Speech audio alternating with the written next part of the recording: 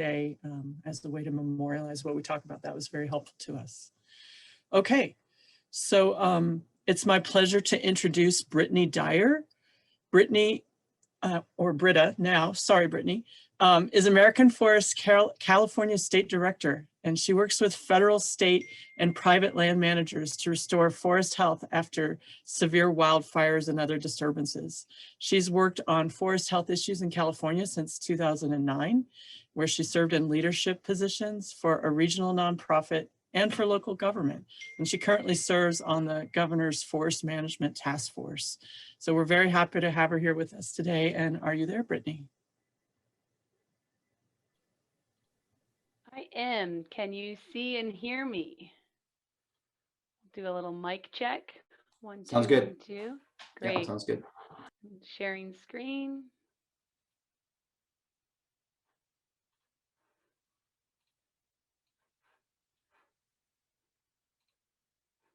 Great. Give me a thumbs up when we are good to go. Great. Well, good morning, everybody. Thank you so much for having me. Was really excited about the conversations that we had yesterday. Really excited that the Tree Mortality Network exists.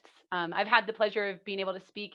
Actually, this is my third time. First, when I was working with a local government, another one really with my hat at the task force. And then today, I'm really excited to come to you with my American Forest hat. So I serve as the California State Director at American Forest, and we are located, we have one office in Washington, D.C., and our second office is located in North Fork, California on the Sierra National Forest, which is where I am at today. So with that, I did just want to plug that there is one of my colleagues is on the line, Eric Sprague. He serves as our Vice President of Forest Restoration. So he's here as well. And we'll also be chatting a bit on the panel discussion. But so today we're going to talk about the collective pipeline to climate smart reforestation.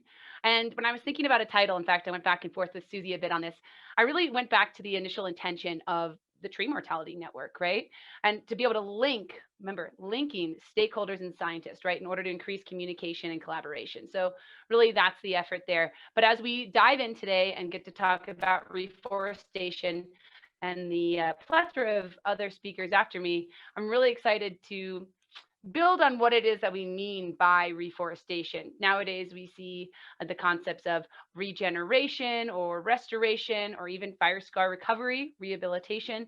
So my goal here is to unpack a number of different things with you briefly, and really in hopes that we can roll up our sleeves and have what I like to call a Dyer dialogue at the end. So with that, I just want to ping that I am a social scientist. My background and master's is from Oregon State University in the realm of forest ecosystems and society. And my capstone work was specifically on the dynamic ecological and social complexities that led up to both the drought and the tree mortality event in the Sierras. So with that hat, we're going to go ahead and dive right in. And today, I'm going to chat with you a little bit about who we are and what we do. American Forest is really got its hands on a number of different things in California and the Great West. I want to unpack a few of those things with you. Then we're going to have a little bit of a discussion about sexy seedlings versus solution seedlings. I know that this has come up a little bit before, so I'm excited to unpack that. And then finally, identifying needs and securing resources. So without further ado, I just want to say who we are. So American Forest, we are actually the oldest conservation organization in the country. We come in at just over 145 years old.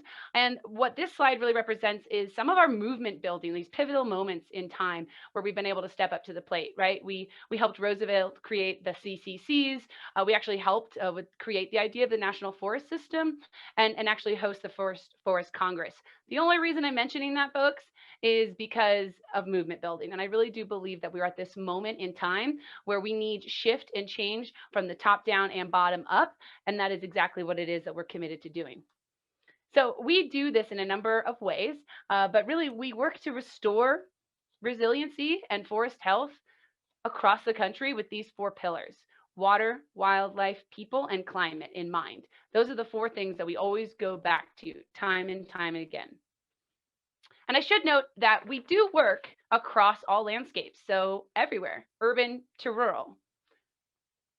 Maybe one of our most notable recognizable programs in the urban front has to do with our effort to increase tree equity, right? This is a term that we actually coined and really measures the disparity of urban tree canopy and density across especially in inner cities, right? To no surprise, as we lay over GIS layers, we can see that disadvantaged communities or minority communities actually have less tree canopy cover and all the benefits that are associated. But today we're going to talk really not just about our community relief program, but instead our American relief program or our rural work. These are just a number of our priority landscapes that we work on across the country. I should mention that we work on both public and private lands with public and private funds. So what does this look like for California? Well, here's just a quick snapshot of the number of projects that we've done since 1991, so about in the last 25 years, that's resulted in almost 8.5 million seedlings that have been planted. So that's who we are. Just wanted to share a little bit of that. But I also wanted to tell you if our niche, right? The niche that we fill and the philosophy in which we stand for. And so the niche in which we fill, in fact, when I was looking at some of the participants, there's a number of you that I might be working on just one of these niches on, and you may not even know of all the other working parts. But at American Forest, we do on the ground forestry work, right? This is the actual field work, but it's always informed by climate science, just from the beginning to the end and weaved throughout. And we don't do this alone. We don't know all the answers, right? We really are bringing in others to the table to make the best decisions possible. And then linking that to policy. And why that's so important is so many of you guys know when we have these bottlenecks on the ground for either the land managers that are actually in the field doing the work or the scientists, then we recognize, wait a minute, how can we actually unlock some of those problems, right? That little bottleneck, unclink that so that we can really truly solve the problems and scale up. And we do that through our policy lens. So in regards to our philosophy, through and through, what we're working on when we're talking about reforestation is really restoring resilience, right? And this means looking at everything holistically. This means using every tool in the toolbox as it makes sense, right? Imagine this, it's a living system. What we do, where, when is going to look different. But what I really want to point out here is that there's 4 tools that we're always using. It's not one, not the other, right? We are starting fire, stopping fire, planting seeds, and also killing trees, right? We got to thin as well. So it's all 4 of these things at any given time. And just to give you a little highlight, so we work with place-based partners, resource conservation districts, fire safe councils. We provide technical assistance. They're developing these projects, and we just like to provide them with a bit of a menu, right, or a toolkit. So this is kind of our just hammer, wrench, and nail approach for reforestation, forest health.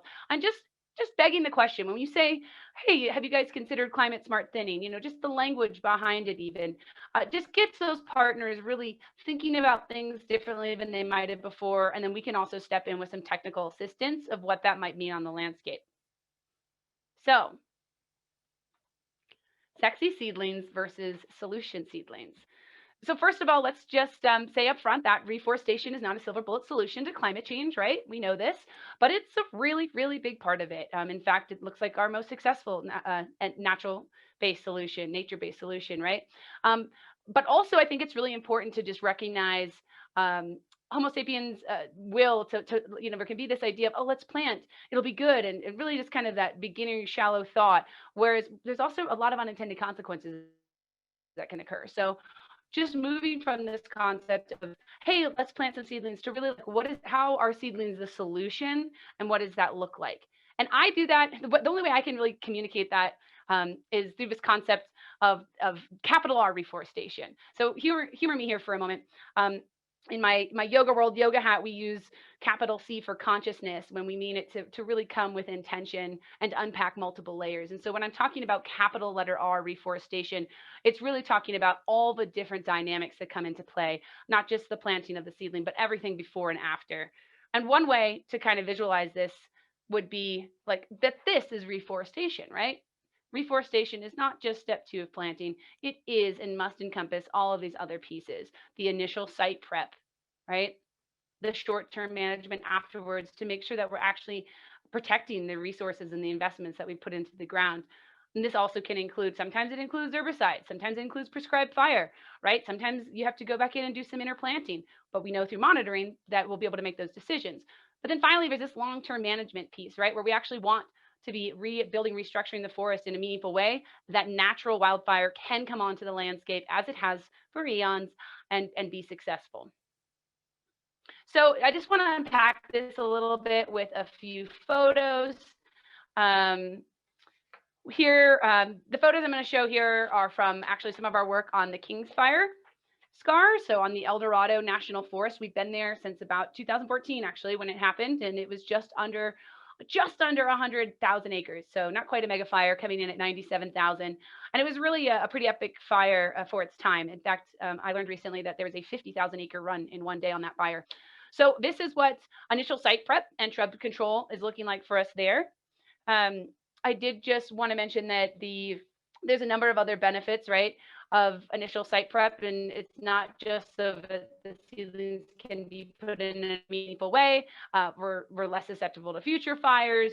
We're able to remove the hazard trees for the workforce that's out there, and honestly, we want to protect those seedlings that are in the ground, right? So the threat of reburning of seedlings, many of us right now are working on fire scars that have burned multiple times. So it's really about, once again, protecting that initial investment. Then the planting comes in, right? And so many decisions have to be made prior to this. What to plant, where to plant, what to order from the seed bank, what's even available at the time. And then, of course, the windows that we have that are so ever changing between, I swear, it's either snow or drought. It's planting season as we speak. And just last week, it was going to be potentially too dry in some areas. And now we may not be able to access them because of the snow that's been coming in that we need. So, short-term management, cannot say enough for getting good fire back on the landscape, right? So when it makes sense, how it makes sense, being able to clean up all the brush on the ground in a meaningful way, just really to come through there, almost like a mosaic is what I'm picturing most of the time. And again, getting back to what long-term management can look like, being able to create forest conditions, right? Having the structure, composition necessary so that when a wildfire does come through, it doesn't devastate everything. Now, there's even some thought about this, right? That maybe this is even too dense. This photo is also from the El Dorado National Forest, just outside of the King Fire footprint. So just a heads up there. I also wanted to say that for long-term management, when we're talking about this, we need to be thinking about constantly being able to secure funds ongoing to be able to reduce fuels in a meaningful way, right? Or to monitor those plantations to assure that they have the correct trees per acre moving forward. So this is another, like, one of those menu items that we would share with our place-based partners, or as we're rolling up our sleeves and doing on the ground work. It just gets folks thinking, hey, don't just, potentially get a grant or get a resource to plant, but like, what is your climate smart reforestation menu look like? What is it considering? Are you considering site selection, species diversity, right? Strategic spacing, anywhere from the genetics, which we'll hear from Jessica in a little bit, to really the densities and patterns at which we're planting. And of course, even going down to your north and south facing slopes, everything, right? Wetter, drier, just really getting down to detail of what that landscape is going to look like. And the important role specifically in this year is that elevation plays. So again, here, just trying to create the forest of tomorrow in a meaningful way, really having to think harder about what heterogeneity is going to look like moving forward. So being able to have a wide range of species on the ground, some are more vulnerable to insect outbreaks than others, some are more resilient to wildfires than others, more resilient to drought. So just really looking at what that looks like and being able to make decisions, not just I'm trying to say that we're moving away from business as usual and really trying to pull in other folks to be able to talk about what is this going to look like and making some decisions together. As we all know, climate science is being born and reborn every day, and we don't know everything. There's a lot we do know, but we have to be asking the question for every single project. Here's an example of one of the strategic spacing techniques that we're using on the El Dorado and the King Fire. And this has to do with cluster planting, right? So you have 3 to 6 trees that are planted, and then you go out. In fact, we have a number of different diameters that are being tested at the moment, and then having clusters elsewhere, really thinking about what the forest will look like when fire is reintroduced. There's a number of different strategic spacing questions and thoughts and ideas out there. But again, we have to be able to unpack them, right? We have to be able to see what makes sense and ask questions. In fact, yesterday, I wrote this down. Craig mentioned, I loved this. He said, the role of science is not to make decisions, but to foster the highest quality conversations we can with all the different players, right? So just going to default to Craig there. Thank you for that. I did just want to mention that we are able to do this, like unpack and have these discussions around what makes sense, not because the Forest Service has all the capacity in the world and time to do this, but actually in this specific example in the Kings Fire, we've been able to bring in a Sierra Corps member. And the Sierra Corps member, we have really just latched on to the silviculturist so that he can really do a lot of the monitoring, unpack some of those questions, work with scientists. Some of you, I believe, are on the phone today. And so that is how we're able to show up in this space without just really pulling on the capacity of the Forest Service. And last but not least, I did just want to mention a little bit of the social component. The other thing that we're doing when we're talking about trying to move from sexy seedlings to solution seedlings is getting everyone involved, right? And convening a discussion. Again, climate science is being born and reborn every day. And so one example of this is our work on the campfire. So in the campfire, you know, we're working with BLM and the Forest Service and the RCD with the private landowners, right? Here's the scar, and yet they each have their own way of potentially moving forward on what restoration could look like, what resiliency may look like. And so what we're doing is we're coming in, just as this visual outlines, right, as a third-party facilitator, right? A third-party facilitator that can really encourage difficult discussions and unpacking some of these issues. And so we're bringing all the different specialists in the field that are actually making the day-to-day decision, those place-based partners, those that have been on the landscape, know it like the back of their hand. And then we're also bringing in some climate experts. In fact, UC Cooperative Extension has participated in these, as well as the Northern Institute of Applied Climate Science, the Climate Hub. It really depends on the region. And actually, there's a bit of a science between how many of each that we would have in the room at one time. But the goal is to really dig into this discussion and be able to bring out some consensus so that as folks are moving across a fire scar to reforest, that there's a little bit of continuity of what's going on, why and how. And if there's not, that it's actually maybe a research question that needs to be expanded on. So I'm going to dive into identifying some needs and securing resources. Can you guys believe it? We have some needs. Yep. You guys have all seen this. Cal Fire's top 20 largest wildfires in history, 2020. 6 new ones just popped right on the chart, totaling, it was about 2.6 million acres, or 2.5% of California. I always like to kind of convert that into a visual, right? That's the size of Delaware and Rhode Island combined. And as we know, all of these were complex fires, except the Creek Fire. So the single largest wildfire with a 40,000 acre run in one day. And that's, of course, right here on the Sierra National Forest.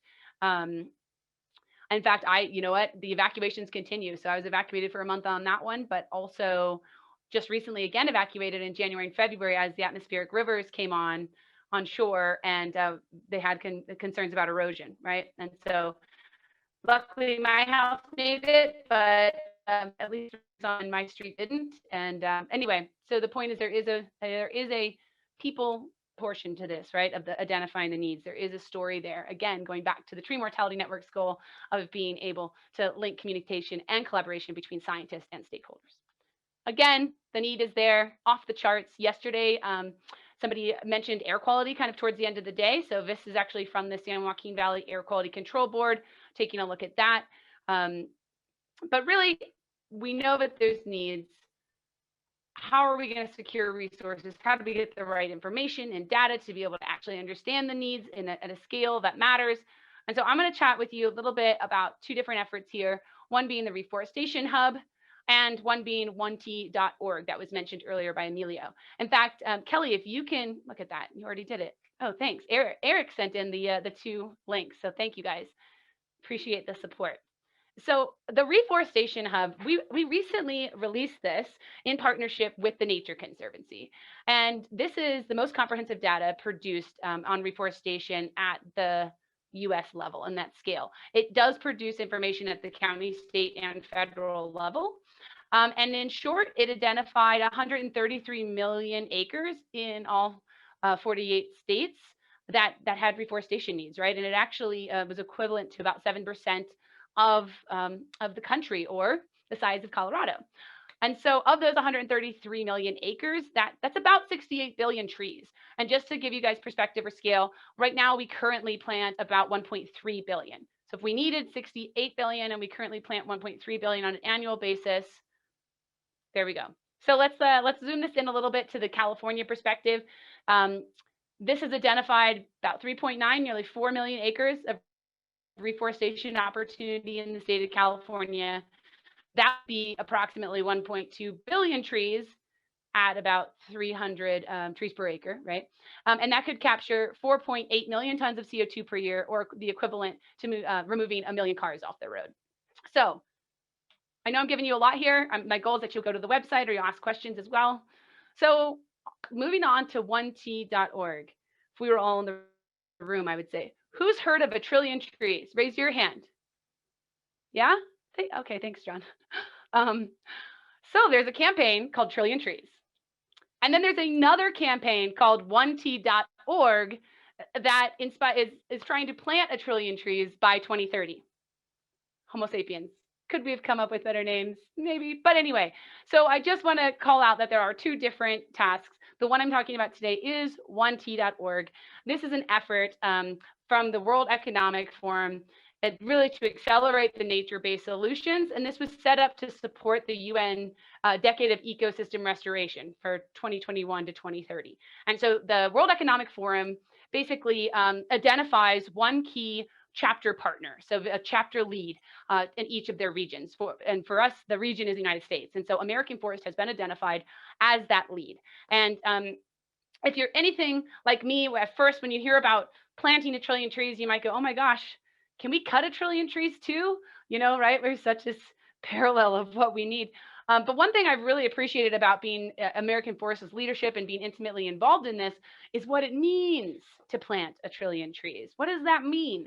And so I just want to quickly highlight that the way we're calculating this is to protect, grow, or restore, right? And so that looks differently. It doesn't mean that every one of those have to be seedlings that are grown in a nursery and, you know, gone out to play in the sandbox there. No, it can also mean, for instance, protecting a seedling that's already there from regeneration. That counts. And so just wanted to get you thinking a little bit about what that can mean moving forward. So, excuse me, a couple other tools and resources I wanted to highlight is one is the recently released journal article. If we can drop that link, Kelly, that'd be great. And then a really new initiative that we're just now starting about carbon budget modeling with CAL FIRE and others. So, and then we also have a link for that. So first, starting with the Nursery Study. This was just released really publicly last week and identifies a number of challenges, right? In short, nurseries need to double in size in order to address all the acres that have been identified in the Reforestation Hub that we talked about earlier. Really, it would require that an extra 1.7 billion seedlings per year were grown, bringing the total production to 3 billion. And so this is that pipeline visual that I highlighted earlier, right? To again, talking about all the different components and some of the challenges within, right? When it comes to seed, it's identifying the seed shortages, seed collection, seed sourcing, climate smart seed zones. You know, when it comes to nurseries, limited capacity, dying infrastructure, bringing existing nurseries up to their full potential, right, of capacity, but then also still needing to expand capacity in both bare root and container seedlings as well. Outplanting, really talking about transportation improvements, storage facilities, assisted migration, site selection. I will just mention that, I mean, even this week, you know, we were having a challenge with a planting project because of transportation and storage issues alone, right? Or refrigeration and things like that. So it's always kind of calling who you know to try to still make it happen. And then finally, post-planting, right? That follow-up, the monitoring, managing the site in a meaningful way. I'll let you guys look at that journal article, but I did just want to highlight one of the graphics here. And this really communicates the seedling production in the United States since 2012. And so you can see where we sit for the Eastern, Southern, and Western United States. All right, moving on to the other tool I mentioned, our carbon budget model. So just last week, my colleague Kendall did a presentation with the California Board of Forestry as well as some CAL FIRE staff to really talk about this idea. And this is a collaborative effort between CAL FIRE, American Forest, the Northern Institute of Applied Climate Science, Michigan State University, the Canadian U.S. Forest Service and the U.S. Forest Service. But really, it's to conduct research on the potential carbon impacts of different forest management and utilization scenarios in California. And we're going to be doing that, right? We're going to do all the modeling based off various forest management scenarios that are informed by a really rigorous stakeholder engagement process. So this is just queuing up. We're going to really be diving in with a finished product in summer 2022, right? This is actually one of my colleagues' slides that really just kind of gets down to the scale and the level that we can really unpack, right? Stand, operational, state, regional, and national, all through this tool. Give you a second there. So I'm sitting here in this section of the PowerPoint and talking about identifying needs and resources. I can't leave this section without just doing a plug for workforce capacity, right? The limitations that truly exist, and they exist on all levels, as you know, right? They exist on planning, implementation, and the availability of a skilled workforce. So when we're talking about how we're going to ramp this up, it's so complex. I mean, from the planning perspective, we're going to need third-party NEPA, right? We've got to be able to get the project. We got money potentially coming down from the state, and we need to be able to get the project skewed up in a meaningful way. Yet a lot of them might not be shovel ready, right? They might not have the environmental compliance done. And so being able to look at third-party NEPA as options is just one thought, right? In implementation, a lot of times you have contractors that when there is a limited workforce, and then projects like our neighbor's project and the forest we still care about is thus then competing with a different price zone in order to use them for their project and maybe not someone else's, right? So there's a number of challenges. There's a number of ways to look at this. Whether it, there's training, there's regional approaches, but then there's a lot of different core programs that are out here at this time. But then there's another issue, even having the workforce available that have the skills that we know we now need, right? So like, there's not a lot of contractors doing prescribed fire, right? Like Trek's been doing that. UC Cooperative has been assisting, but there hasn't been a lot of that. And so same with reforestation. There are a handful out there for sure, but no one's been ramping up to the same degree. I'll give you one example. We're working down in the San Bernardino, so Southern California, the challenges there in climate change, right? And we're doing a reforestation project where the CCCs have actually given us money to let them participate because it's also a training opportunity for them because their crews have not had that experience to date. And so we're really grateful for that partnership. I did just want to plug here. I found it very interesting as a social scientist, the stats that I'm hearing about workforce. So I've heard this twice. For every $1 million invested in rural forest restoration, it can support, reforestation, it can support as many jobs as, one says 17, another says 39. Maybe we can unpack that in the panel. All right, you guys, a collective way forward. Remember the name of this presentation. There are so many things going on, and that give me hope. The challenge is wicked out there at the moment, right? But there's a lot of things going on in this moment in time that we are more socially, politically ready to move than we have been. And I just, as we talk for 2 days about the challenges, I really did just want to highlight some of the positive things that are going on, and also the important role that each and every sector truly plays in the solution. So, as a reminder, we have shared stewardship, right? This has never been done before, never pushed and encouraged both from top down leadership and being supported from bottom up. This is a whole new way for every single land manager to think about things. In fact, I should mention that American Forest, our DC office, has an agreement with the U.S. Forest Service, WO, Washington office, to actually help coordinate and roll out shared stewardship across the country. And so my colleague, that's all that he does, and is working on a number of different fronts, and including some stuff here in California. So we have shared stewardship that's right here, ready to rock and roll. We also have the role of bipartisan policy leadership at this time, right? Can't say it enough, the importance of this bipartisan hat that folks wear, that American Forest very, very clearly wears. One of our big wins was the fire fix, right? Back in 2018, we're just now starting to see what that looks like and how the Forest Service actually can and pay for funds associated with fires. But there's a couple others right now that we're working on, one being the Replant Act, right? The Replant Act removes the outdated cap of the U.S. Forest Service Reforestation Trust Fund. Hasn't been done in decades.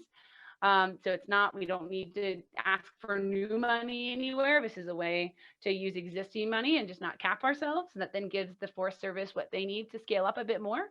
Another one is the Climate Stewardship Act, right? And this creates a similar kind of direct funding mechanism, but for DOI. So just a couple high level things that are going on in and around bipartisan policy leadership, at least at the national level. You guys know that from a state level, there's been a number of great conversations going on, at least interest. When I say great conversations, having the conversations is great, and having this much interest in elected officials wanting to step up is great. And then it's very important to connect them with folks like you to be able to inform those ideas with great science. So, and then finally, just another piece about this collective opportunity in this moment in time. We also have some leadership and some direction, right, with this comprehensive strategy. And look, I know that this is a lot.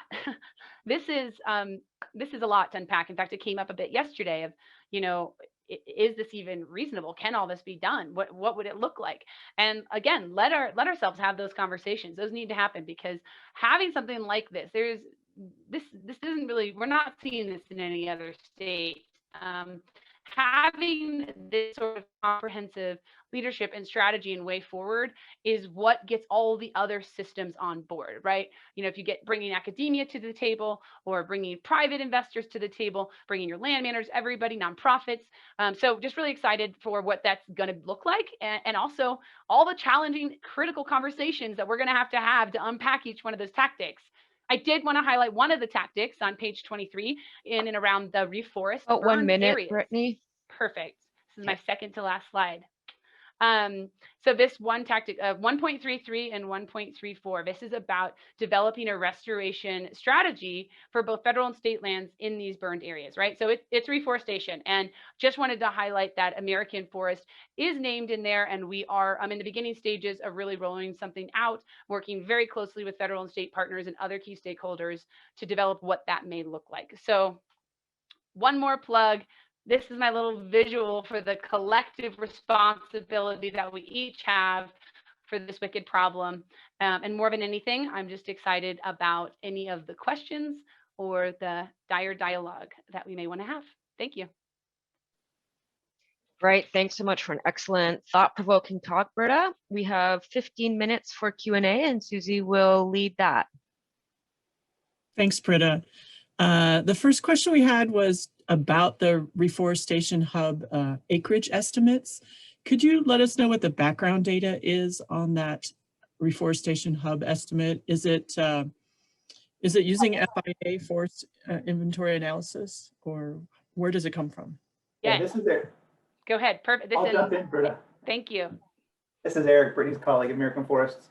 So this data set is based on a national land cover data set. Not based on FIA data. So many things like biophysical settings that identified land that had an opportunity to grow into forest or historically been forest, combined with many other data sets to assess where opportunities exist. I think the way to think about this data set is that it represents like the upper end of what the reforestation opportunity could look like. It does not include aspect or accessibility, other constraints that you all deal with day to day on what may or may not be feasible. But just an opportunity, sort of a regional state scale, to think where do opportunities exist as we're developing programs and directing resources, where should we direct those? I think one good example of that is nationwide with the Forest Service, the FACTS database, reports from the field show about 1.3 million acres of reforestation waiting to be dealt with. This analysis from the Reforestation Hub showed around 7.5 million acres. So it showed this sort of potential out there that I think even the Forest Service recognizes there's more than 1.3 million acres, but just to give you a sense of what the range could look like and where to begin focusing resources and conversations.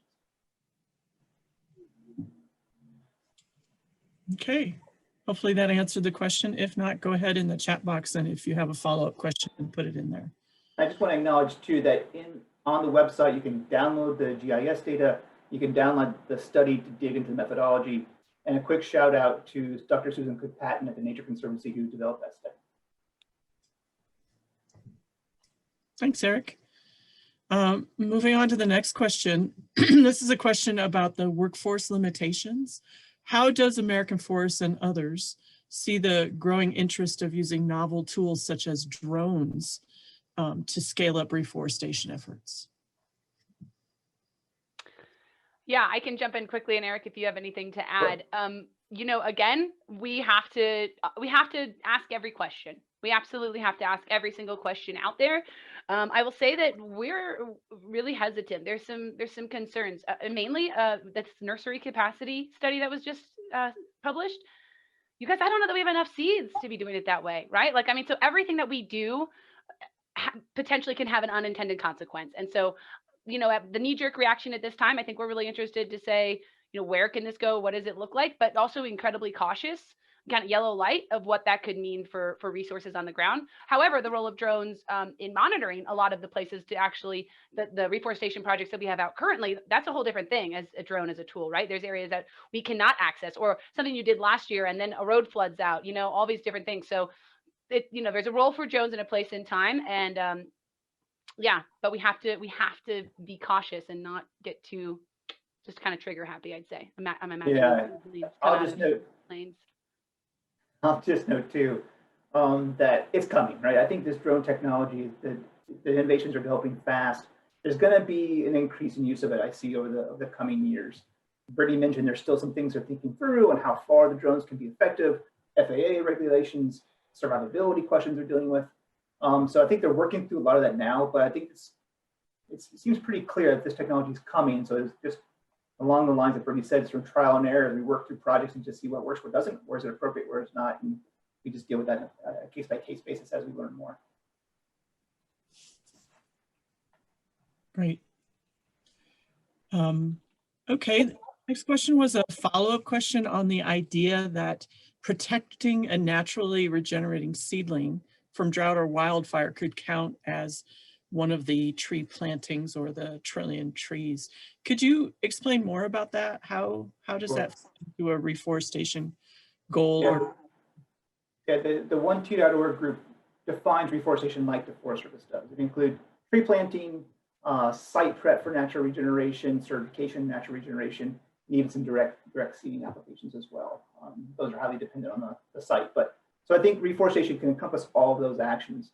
I think it's important to note too is that, you know, reforestation is not a silver bullet, of course. Maybe we'll talk about some more about this throughout the day, but it is increasingly more and more important to reestablish the forest benefits that we rely on.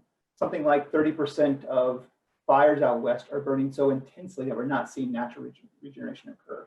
So if there are things we can do to help encourage natural regeneration through invasive species control, et cetera, that is an outcome. But increasingly, I think we are looking for more and more tree planting, just given the climate conditions we're seeing.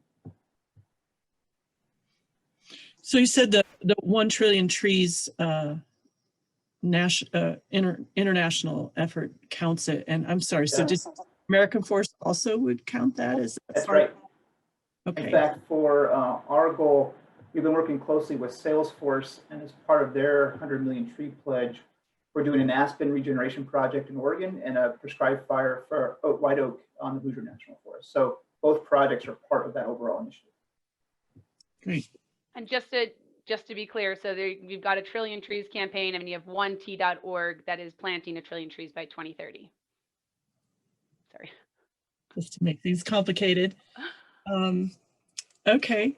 So another question that we had was about how you go about the decisions of deciding what kind of densities you plant out at, you know, what kind of seed stock. What is your internal process for identifying those things? Eric, I'll take a quick stab and then follow it up real quick.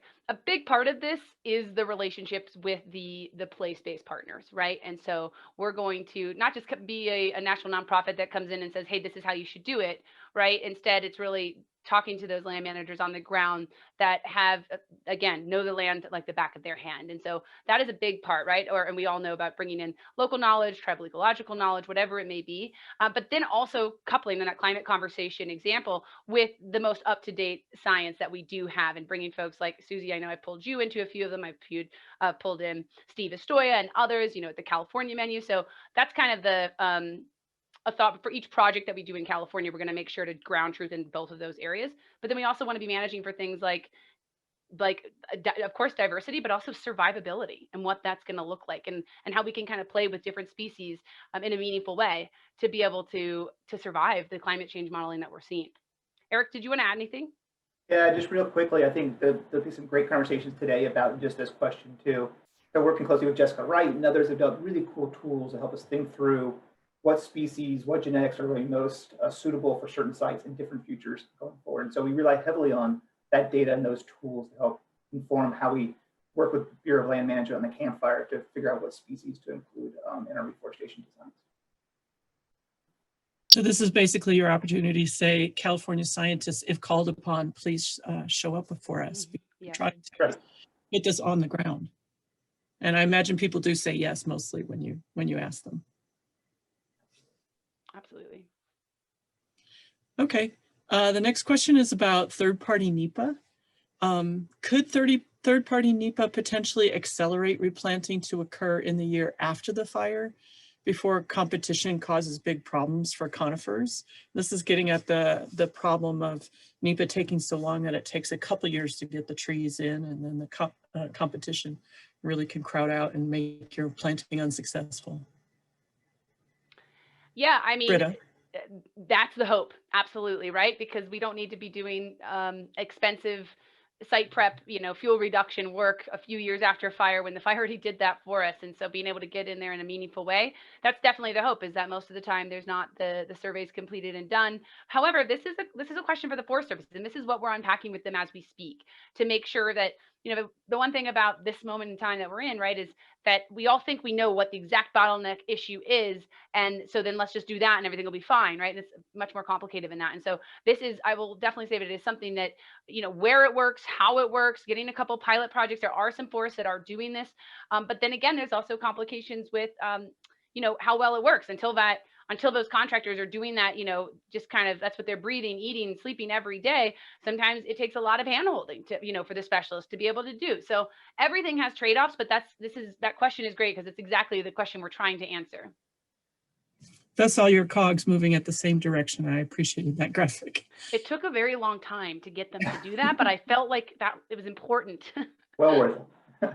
One other thought too is that American Forest, Brittany mentioned, works on the policy side too. And one of the strategies we're working with the Washington office and transition team and others to think through is, can we develop these sort of strike teams of these interdisciplinary teams that are ready to begin contacting nurseries, making sure to write the seed sources there as fires are occurring, knowing what they're going to need. Can we sort of mobilize in new ways to more quickly get on the ground and try to get tree cover back on before competition problems get really tough? Make it more expensive or impossible to enforce. Great, thanks. So, and then we had a couple of questions really around the effectiveness of planting trees as a climate change offset. So one question was about, is a trillion trees strategy the best way really to move forward on climate change? And then another question was really about the California scene. One statistic was that planting trees could offset emission from 1 million vehicles, but then there's 30 million vehicles in California.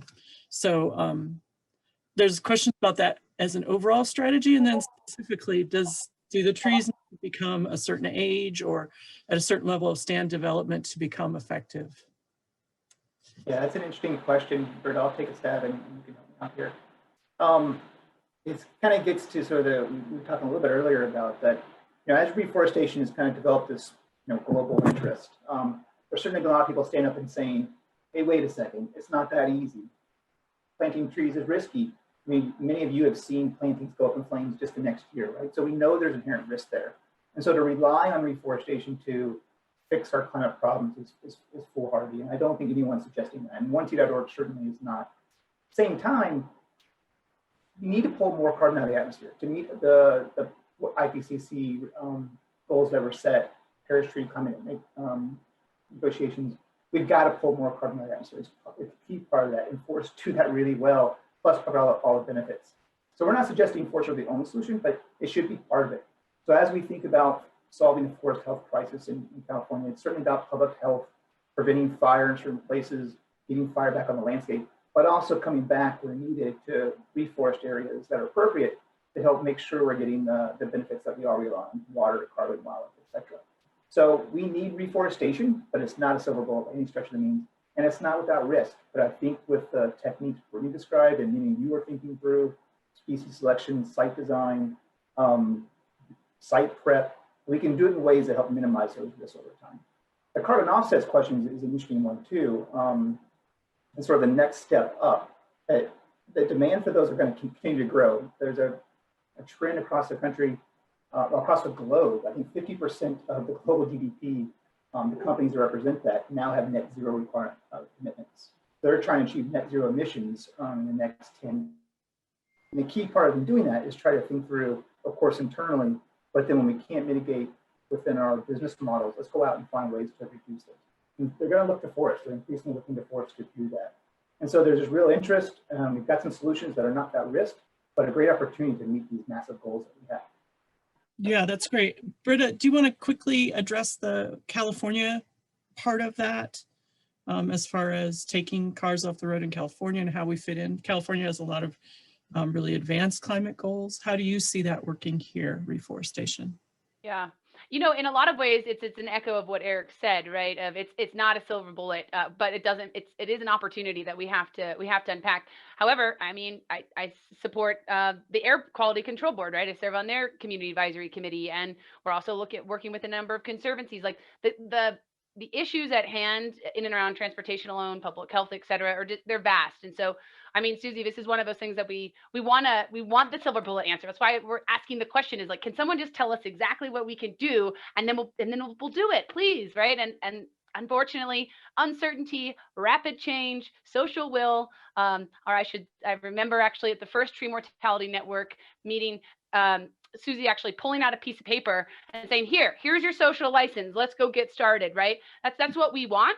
However, it's just, we all have to work within our different realms and expertise to really enhance all of these at the same time. What's nice is that we are seeing a coordinated voice from state leadership of those priorities and what's that mean. And now we all have to agree on the how, right? We have to unpack and talk about what that looks like. And guess what? There's going to be things that work well and things that don't. And we're all committed to part of that process. So this is a great discussion. I hate to interject. I'm the master timekeeper of the day, and we are going to provide that 5-minute break for people. Actually, 4-minute break. So we will resume sharp at 10:05, and we have an hour scheduled for discussion. And so we're tracking all of the comments and questions that are coming in, and we can, really get into some interesting dialogue at the